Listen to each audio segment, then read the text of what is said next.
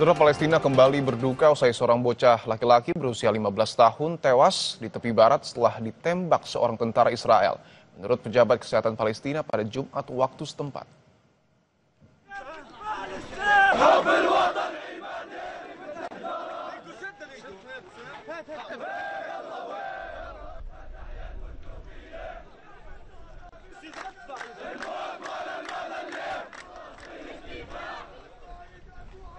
Yamin Hamed meninggal dunia pada Jumat malam di kota Silwat, dekat Ramallah. Menurut ayah korban, putranya meninggalkan rumah pada Kamis untuk bermain dengan teman-temannya.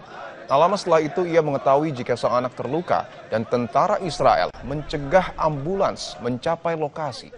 Militer Israel menembak Ahmed karena mengira ia seorang teroris yang memegang bahan peledak, meski tuduhan itu tidak dapat dibuktikan.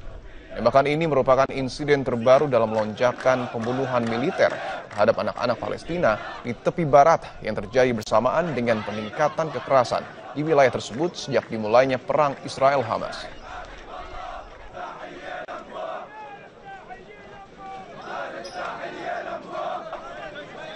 شاب صغير عمره 15 سنة يامن طالع مثل أي شاب يعني في هالبلد بيطلعوا بيسهروا وبينبسطوا وبروحوا على 10 ونص نتفاجأ في صوت إطلاق نار وإسعاف ومش عارف إيش فقالوا في إصابة خطيرة بعدين شوي شوي عرفنا إنه يامن مصاب والجيش منع الإسعاف إنه يوصل إليه. هذا طفل أعدم كما أعدموا أطفالنا ونسائنا وشيوخنا بدم بارد لأن من أمن العقاب أساء الأدب، يعني وجب على العالم المتفرج أن يقف وقفة.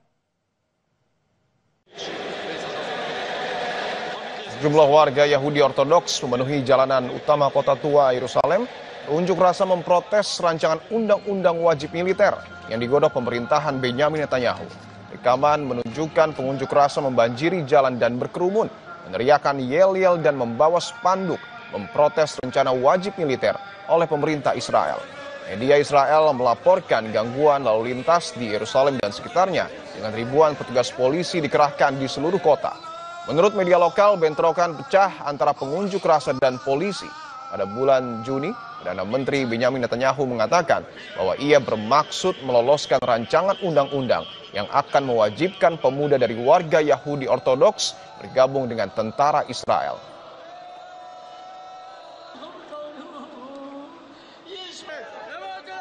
Baik. Menteri Pertahanan Amerika Serikat Pete Hegseth dan Menteri Pertahanan Indonesia Syafri Syamsuddin bertemu di sela pertemuan tingkat Menteri Pertahanan ASEAN di Kuala Lumpur, Malaysia. Dalam pertemuan itu, Menhan Amerika Serikat memuji peran Indonesia dalam mendukung perdamaian di Gaza, Palestina.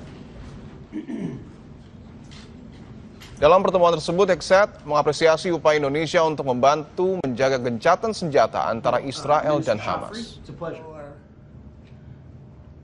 Defense cooperation with U.S. and we will increase. Well, Minister Shafri, it's a pleasure. It's great to see you. Great to spend time with you as you represent your great country and a long friendship between the United States and Indonesia. It's an honor to build on that successful security relationship, a long-standing one.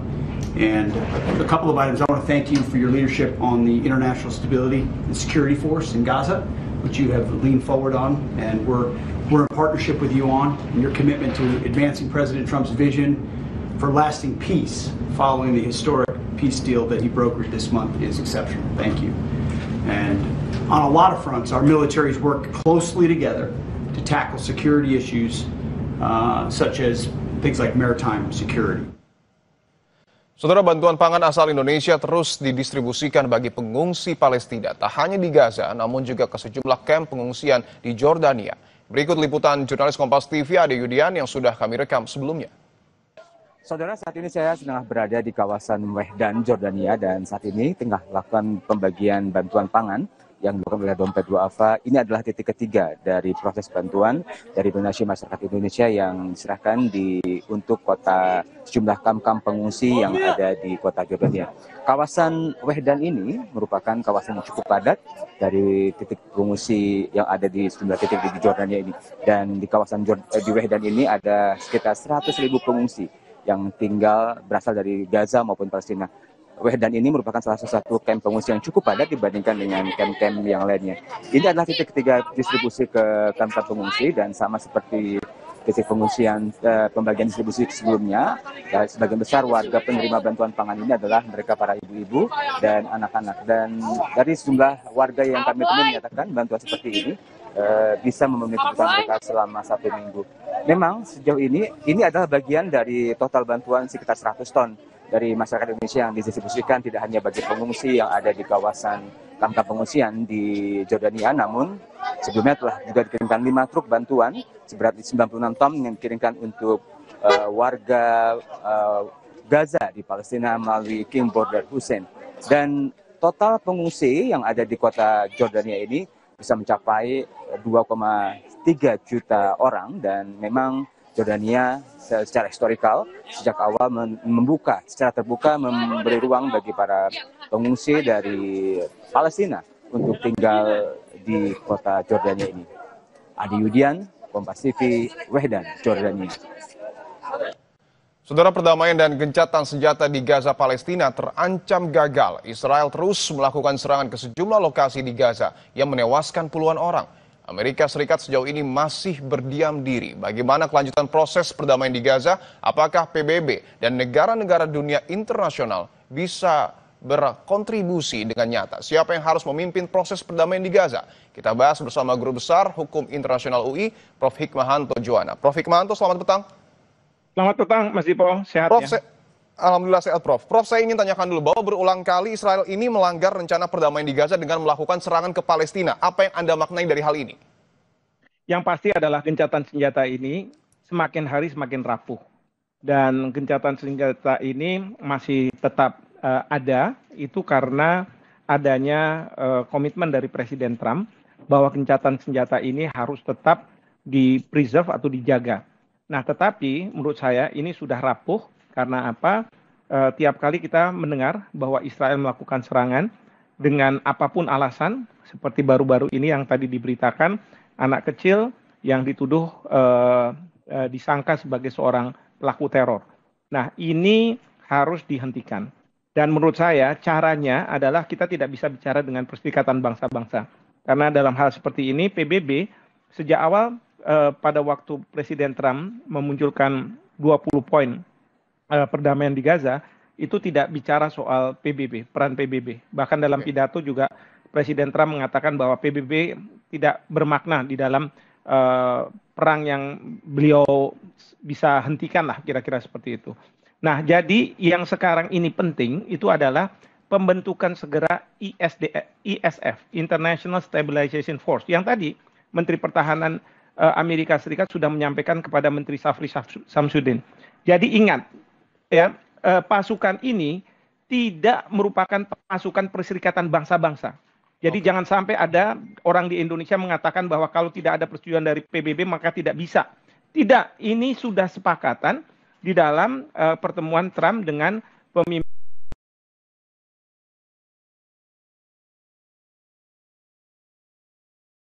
Dan Indonesia sudah berkomitmen 20.000. Jadi nggak ada urusan dengan Perserikatan Bangsa-Bangsa, ya. Jadi ini sangat menyesatkan kalau misalnya ada yang mengatakan bahwa kita harus dapat persetujuan dari Perserikatan Bangsa-Bangsa dulu untuk mengirim pasukan perdamaian. Bukan itu intensinya. Baik, tapi begini Prof, bahwa gencatan senjata yang kemudian sebelumnya juga diinisiasi Amerika Serikat, tadi Prof juga sudah menyebut bahwa sudah rapuh. Di sisi lain, Amerika juga mengatakan bahwa peran PBB tidak bermakna. Lantas siapa yang kemudian harus dan mampu memimpin proses perdamaian di Gaza? Yang bisa dan mampu adalah pertama Amerika Serikat, yang kedua adalah negara-negara di Timur Tengah dan negara-negara yang memiliki penduduk besar di penduduk Islam terbesar di dunia dan sejumlah negara Eropa. Kayak kemarin pada waktu penandatanganan itu kan presiden kita diundang di Mesir, lalu kemudian ada Perdana Menteri Inggris, Presiden Prancis juga hadir. Jadi mereka-mereka inilah yang akan menjaga gencatan senjata ini. Nah, kalau sekarang ini saya berharap Bapak Presiden dengan cara beliau bisa menyampaikan kepada Presiden Trump bahwa sekarang ini sudah saatnya ISF segera dibentuk dan beroperasi di gencatan senjata ini. Karena mengenai masalah sandera kan sudah dikembalikan oleh Israel. Lalu kemudian bantuan sudah mulai masuk. ya kan? Tapi kan sekarang masih ada nih serangan-serangan. Yang bisa menengahi ini adalah pasukan ini, ISF. ISF ini kalau misalnya hadir di Gaza, maka dari pihak Israel kan nggak punya alasan lagi. Kalau dia menyangka bahwa ini pelaku teror, karena apa? Kita menjamin bahwa serangan dari Israel dari Palestina tidak akan diluncurkan. Demikian juga dari Israel juga jangan menyerang ke rakyat Gaza. Jadi sekali lagi ISF harus segera dibentuk. Dan tentu Bapak Presiden punya influence, ya, gimana caranya? Apakah ke Presiden Prancis dulu, ataukah ke Perdana Menteri Inggris, bahkan ke pemimpin-pemimpin di Timur Tengah untuk sampai ke Trump, atau mungkin juga langsung ke Presiden Trump, seperti itu. Oke, bahwa pembentukan ISF ini menjadi hal yang penting, tetapi tadi disebutkan bahwa Amerika Serikat menjadi salah satu negara yang memiliki juga peranan yang sangat penting untuk perdamaian di Gaza. Tetapi sebelumnya, Prof, bahwa Amerika Serikat dalam tanda kutip sudah mengancam Israel akan melakukan tindakan ketika memang melanggar. Tetapi sampai dengan saat ini Israel terus melakukan penyerangan ke Palestina. Apakah bisa dikatakan Amerika kurang serius untuk kemudian menekan Israel? Nah, ini makanya kalau misalnya seperti ini kan saling tuduh. Hamas mungkin mengatakan bahwa Israel duluan yang menyerang, atau misalnya Israel akan mengatakan bukan karena ini tindakan Hamas. Tapi dengan adanya pasukan ISF ini yang ada di Gaza, maka ini tidak dihilangkan potensi-potensi yang saling tuduh-menuduh ini. Itu satu. Dan yang kedua, Presiden Trump juga tidak akan sekarang ini menyetujui apapun tindakan suka-sukanya Israel. Misalnya, Israel mau menganeksasi tepi barat dengan adanya rancangan undang-undang. Trump bilang enggak, saya akan setujui, dan kita akan tarik dukungan kita kalau misalnya benar-benar Israel melakukan hal tersebut. Akhirnya apa? Mundur kan? Nah, ini yang harus kita lakukan. Jadi saya minta deh dari pemerintah kita, tolong pengambil kebijakan berpikir dan bantu Bapak Presiden. Bapak Presiden itu banyak yang harus dipikirkan. Ada urusan EPEC, ada urusan ini. Masa kita nggak bisa bantu sih? Malah membuat Presiden harus berpikir, jangan-jangan kita tidak boleh mengirim pasukan karena tidak mendapat persetujuan atau dapat mandat dari Dewan Keamanan PBB. Kalau Dewan Keamanan PBB sekarang ini itu bisa gampang diveto oleh Amerika Serikat.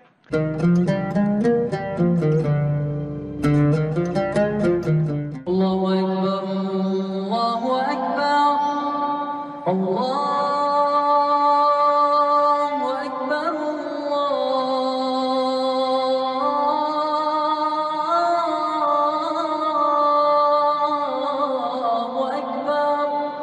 أشهد أن لا إله إلا الله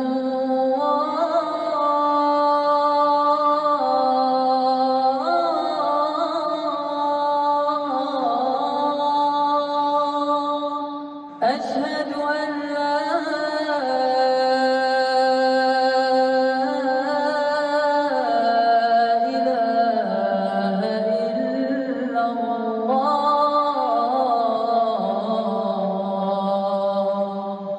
أشهد أن محمدا رسول الله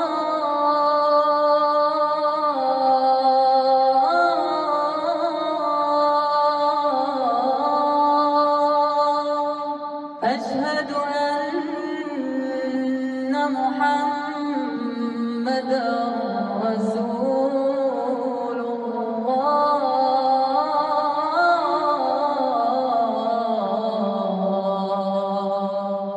حي على الصلاة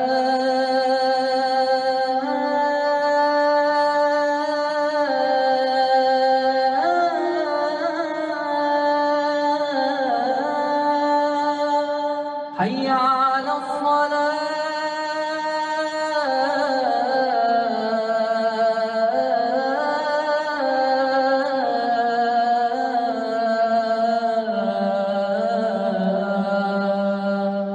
حي على الفلاح